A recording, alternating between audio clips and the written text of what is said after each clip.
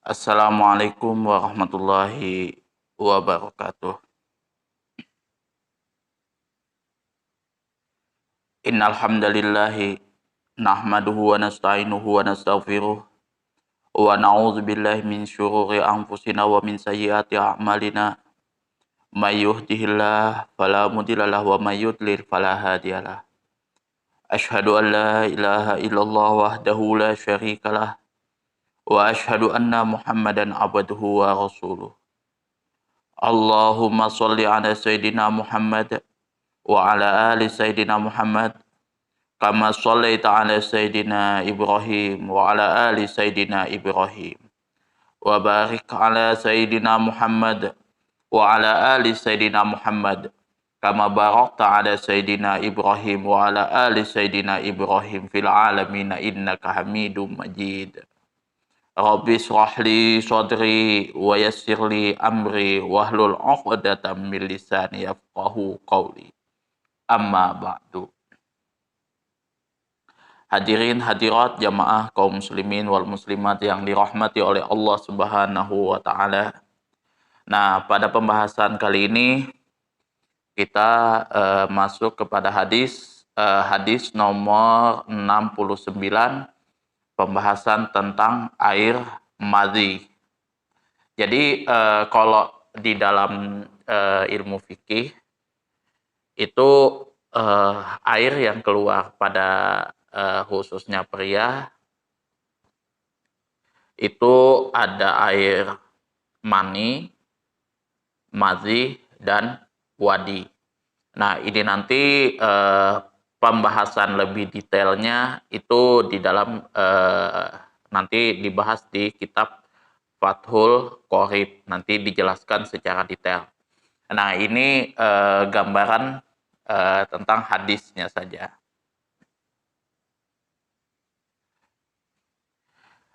Hadis ini diriwayatkan dari Ali bin Abi Thalib radhiyallahu an.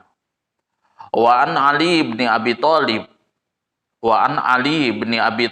radhiyallahu anhu qala kuntu rajulan mazza'an fa amartul Miqdad ibn al-Aswadi ayyas alan nabiyya sallallahu alaihi wasallam fasa'alahu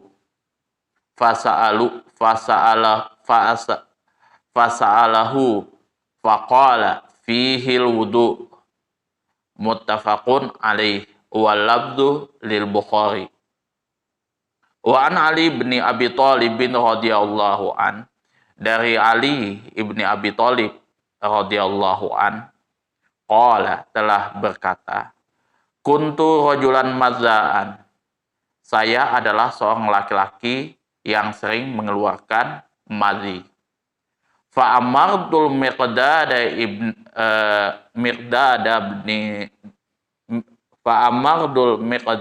bin al-Aswadi. Saya waktu itu menyuruh kepada Miqdad ibnu Aswad ayyas alan nabiyya sallallahu alaihi wasallam, untuk menanyakan kepada Nabi Muhammad Rasulullah sallallahu alaihi wasallam, yang mana Nabi Muhammad ini adalah mertua dari Ali bin Abi Thalib, karena anaknya putrinya Rasulullah sallallahu alaihi wasallam, Fatimah, itu adalah istri dari Sayyidina Ali bin Abi Thalib. Fasa'alahu, kemudian Miqdad ini menanyakan kepada Rasulullah sallallahu alaihi wasallam, faqala, maka Rasulullah menjawab, fihil wudu'u, pada air madhi tersebut yang keluar dari kemaluan seorang laki-laki, maka wajib berwudu. Muttafaqun alaih, hadis ini diriwayatkan oleh Imam Bukhari dan Imam Muslim, walabzu lil Bukhari, dan lafadznya di sini adalah lafadznya Imam Bukhari, menurut riwayat Imam Bukhari. Makna hadisnya adalah bersopan santun kepada seorang mertua merupakan perbuatan terpuji dan dituntut di sisi agama Islam. Jadi di sini juga meskipun Ali bin Abi Thalib adalah seorang menantu, tapi beliau juga punya adab dan tata krama kepada seorang mertua. Hadis ini menceritakan menantu Rasulullah SAW yang dikalahkan oleh perasaan malunya untuk bertanya masalah agama. Untuk itu, Ali bin Abi Thalib menyuruh kepada Mikdad untuk menanyakan masalah yang dialaminya kepada Rasulullah SAW supaya Rasulullah memberikan hukum syariat kepada Ali bin Abi Thalib. Jadi Ali bin Abi Thalib itu kalau memang di dalam peperangan dikenal garang, membantai lah, katakan seperti itu. Jadi kalau di medan pertempuran, Ali bin Abi Thalib itu adalah salah seorang sahabat yang memang disegani. Tapi karakteristik Ali bin Abi Thalib itu beliau sangat pemalu. Nah, salah satu yang dialaminya ketika menanyakan masalah apa yang sedang dialami, yaitu masalah madhi ini. Jadi Ali bin Abi Thalib itu adalah seorang yang sering keluar madhinya. Jadi dia ingin tahu nih hukumnya seperti apa. Nah, Rasulullah SAW menjawab di hadapan sekumpulan manusia di situ, jamaah di situ, termasuk Ali bin Abi Thalib sendiri. Kemudian Rasulullah menetapkan bahwa madhi merupakan salah satu hadas yang bisa membatalkan wudhu, tetapi tidak mewajibkan mandi junub. Jadi di sini kalau air madhi itu wajib berwudhu. Jadi kalau misalkan kita keluar air madhi, maka kita wajib wudhu. Akan tetapi kita tidak wajib mandi junub. Nah, apa sih sebenarnya perbedaan antara mani dan madhi? Kalau mani itu biasanya keluar karena ada hasrat tertentu, baik itu mimpi basah, ya kan, kemudian bersenggama dengan istri kita, itu air madhi yang keluar. Tapi kalau air mani yang keluar, ya, kalau air madhi itu di luar dari itu. Kadang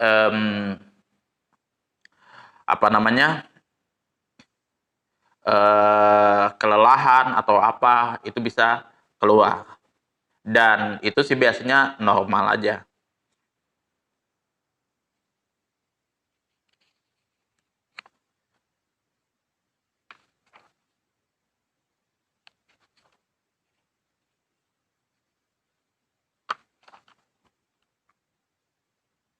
Nah, kalau kita analisis lafadznya di sini, mazzaan di sini lelaki yang seringkali mengeluarkan air madhi. Lafadz ini merupakan bentuk mubalaghah. Jadi mubalaghah mazzaan. Jadi sering kali keluar madhi. Madhi ialah air putih yang agak kental dan licin. Dia keluar dari zakar ketika bermesraan atau tengah ingat bersetubuh atau ketika hendak bersetubuh. Jadi ini salah ya. Jadi biasa kalau misalkan bermesraan atau apa kayak gitu kan dengan suami istri kayak gitu, di luar dari ini loh ya, di luar dari yang bukan-bukan. Kemudian ingat tentang bersetubuh, biasanya sih kalau yang biasa dilihat sih kalau misalkan kalau ada teman-teman yang nonton konten yang nggak senonoh seperti itu.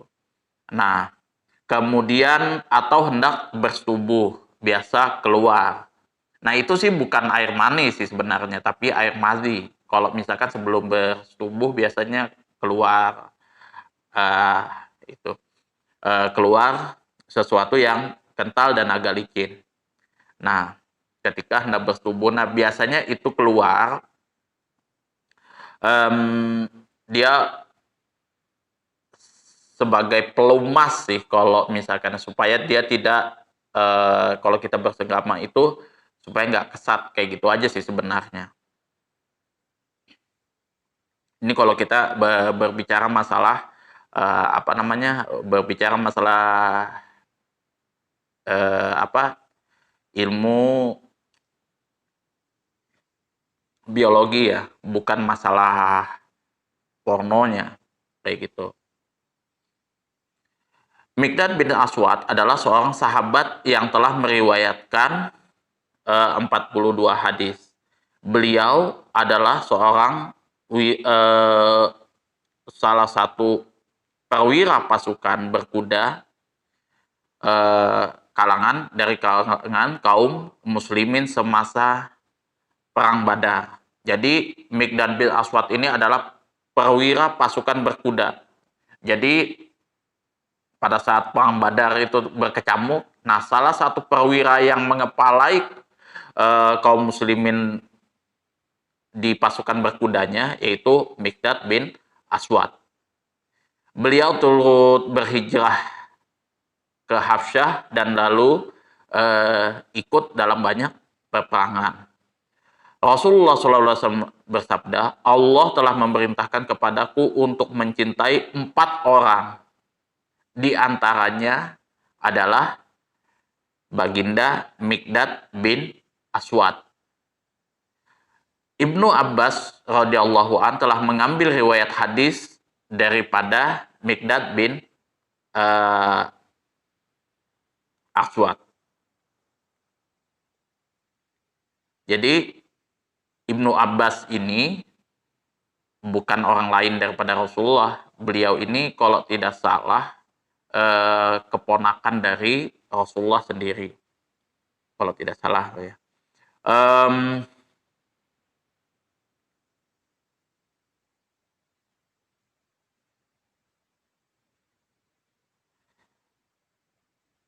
Mikdad bin Aswad meninggal dunia pada tahun 32 Hijriah di usia 70 tahun.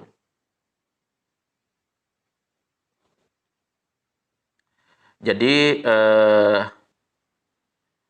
kalau di sini kalau Abbas bin Abdul Muthalib itu paman Rasulullah, kemudian ada anaknya biasa dikenal dengan Ibnu Abbas. Nah, itu adalah keponakan Rasulullah Shallallahu Alaihi Wasallam itu.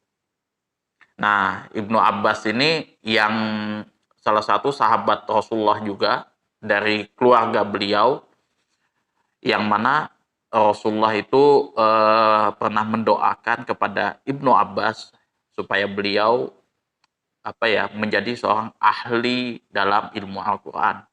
Makanya beliau punya di kalangan para sahabat yang punya kitab tafsir, salah satunya adalah Ibnu Abbas yang mengarang kitab tafsir pertama kali. Itu kalau yang saya punya itu adalah tafsir Al-Miqbas. Biasa orang kenal itu tafsir Ibnu Abbas. Itu tafsir pertama kali. Nah, Ibnu Abbas ini juga banyak berguru dengan para sahabat-sahabat Rasulullah. Salah satunya adalah Mikdad bin Aswad. Kalau kita lihat fikih hadisnya adalah satu, kita boleh menyuruh pada orang lain untuk meminta fatwa. Jadi kalau misalkan ada seorang perempuan nih, misalkan seorang perempuan ya malu bertanya kan masalah ini dan ini.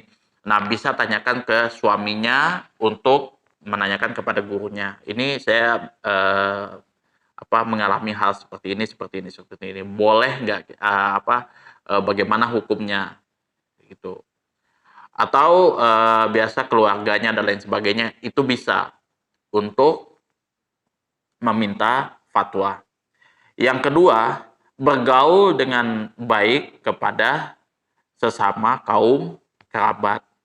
Nah, jadi kerabat, keluarga, dan lain sebagainya kita harus bergaul dengan baik, punya adab, tata krama, dan lain sebagainya. Jadi Al-Quran itu sangat menjunjung tinggi yang namanya adab, sopan santun, dan lain sebagainya. Contoh kalau misalkan kita disuruh kepada orang tua, walaupun kita berbeda agama, tapi jangan sekali-kali mengatakan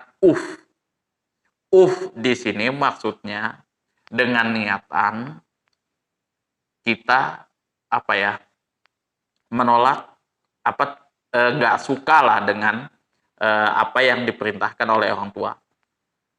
Nah, itu yang dimaksud kata Nah, maka kalau misalkan ada seorang anak tidak suka, benci dengan perintah orang tuanya, itu sudah bahaya itu seorang anak tersebut. Yang ketiga, bersopan santun dan mengamalkan tradisi yang baik dengan tidak menyatakan secara langsung perkara-perkara yang dianggap memalukan menurut adat kebiasaan. Jadi bisa jadi misalkan kalau sekarang kan kita enak nih bisa lewat WA dan lain sebagainya kayak gitu kan, kita nanyakan sama guru gitu secara secara privasi lah kayak gitu. Karena ada juga yang memang vulgar lah, memang kalau kita mau tanyakan hal-hal yang tabu yang ada di masyarakat, itu kita alangkah baiknya itu ditanyakan secara face to face saja, jangan vulgar lah seperti itu, jangan terbuka, itu boleh, itu tidak ada masalah. Itu menggabungkan antara maslahat sifat malu, sopan santun, dan tidak bersikap senonoh untuk mengetahui suatu hukum. Itu yang keempat, itu juga bisa dilakukan. Tapi kalau misalkan ada beberapa ustadz yang menerangkan masalah haid dan lain sebagainya, kemudian berhubungan suami istri secara vulgar, itu jangan dianggap negatif. Karena apa? Masalah-masalah seperti ini memang harus dijelaskan secara gamblang, secara terperinci dan detail, supaya masyarakat ini sebagai pemeluk agama Islam ini nggak terjerumus kepada hal-hal yang nanti terjerumus kepada dosa. Karena apa? Kalau ini ditutupi dan masyarakat tidak tahu dengan hal-hal seperti ini, bisa jadi sholatnya tidak sah. Seperti itu.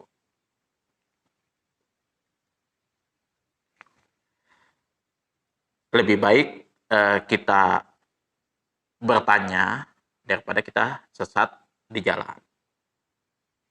Yang kelima, keluarnya madhi itu menyebabkan batalnya wudhu, tetapi tidak mewajibkan mandi wajib. Yang keenam, menegaskan bahwa madhi adalah najis dan wajib mencuci zakarnya daripada yang dijelaskan dalam riwayat yang lain mengatakan bahwa berwududah dan cucilah zakarmu. Hadis ini menurut lafadz Imam Bukhari. Jadi kalau misalkan keluar madhi maka dicuci, itu masuk najis. Sedangkan kalau air mani itu tidak najis. Tapi tapi kita wajib melakukan mandi wajib. Nah, kalau mazi itu wajib berwudu dan juga wajib mencuci zakar. Itu. Nah, jadi kesimpulannya adalah peralatan saya yang pertama bahwa mazi pengertiannya adalah air putih yang agak kental dan licin yang mana keluarnya ketika kita mengingat sesuatu yang berbau-bau porno, maksiat dan sebagainya, kemudian bermesraan, tengah ingat tentang bersetubuh atau ketika hendak bersetubuh dan lain sebagainya. Nah, yang mana itu menimbulkan hasrat ini kita syahwat kita. Nah, itu yang menyebabkan mazi itu keluar. Itu yang saya ralat yang tadi terjadi kesalahan di awal. Selanjutnya yaitu tadi mani, mazi, wadi itu berbeda. Nah, kalau di sini yang dibahas kalau mazi itu wajib berwudu dan mencuci zakar, tapi tidak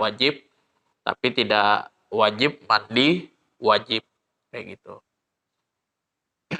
Sedangkan mani itu tidak najis.